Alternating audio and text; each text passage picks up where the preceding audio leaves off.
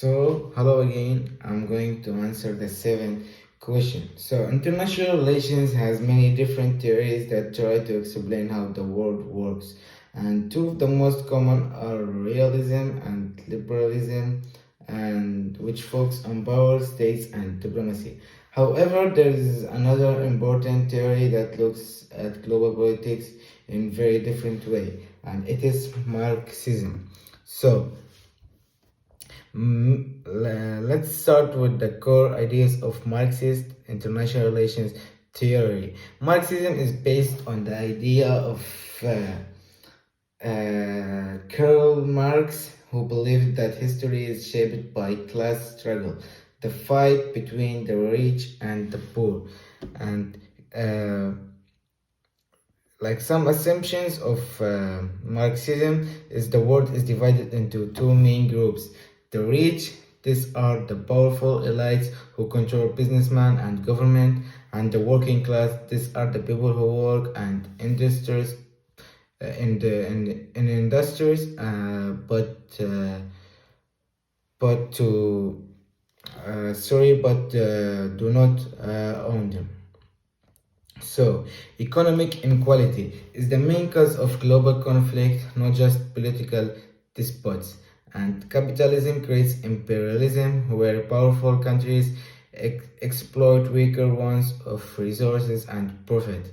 So, Marxism sees global politics as a system where the rich countries for example, could exploit the poor countries, for example, periphery. So, how Marxism challenged realism and liberalism.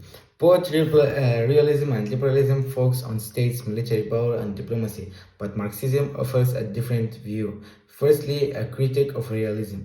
Realists believe that states act out of self-interest and that power is based on military strength, and Marxists argue that this ignores the economic reasons behind war. For example, the United States invasion of Iraq 2003. Realists says it was like for security, but Marxists argue that and they said it was for to control oil resources. So, second, critic of liberalism. Liberalism believe in free trade, international institutions, and corporations. For example, first, Marxism argue that free trade only benefits rich countries and corporations. So, for example, the World Trade Organizations, it promotes trade but mostly benefits wealthy Western nations while poor countries struggle to compete. Marxism rejects the idea that the international system is fair and instead sees it as a system where the rich exploit the poor, and also Marxist perspectives on global conflict and cooperations. Instead of focusing on wars between countries, Marxism looks at economic, and struggle between classes and nations. A global inequality and class struggle. First, the world is divided into rich, developed, and poor, developing countries. The rich countries keeps the poor countries weak through unfair trade, debt, and exploitation. Example. African countries often accept raw materials to the West but remain poor because they can't compete in the global economy. So, imperialism and exploitations. Wealthy nations use imperialism to control weaker nations economically and politically. For example, colonizations. European powers controlled much of Africa and Asia, taking their resources. So, I have some modern example like the United States and China compete for control over African resources. So, the role of multinational corporations. It's companies like Amazon, Apple, and Shell are more powerful than some entire nations.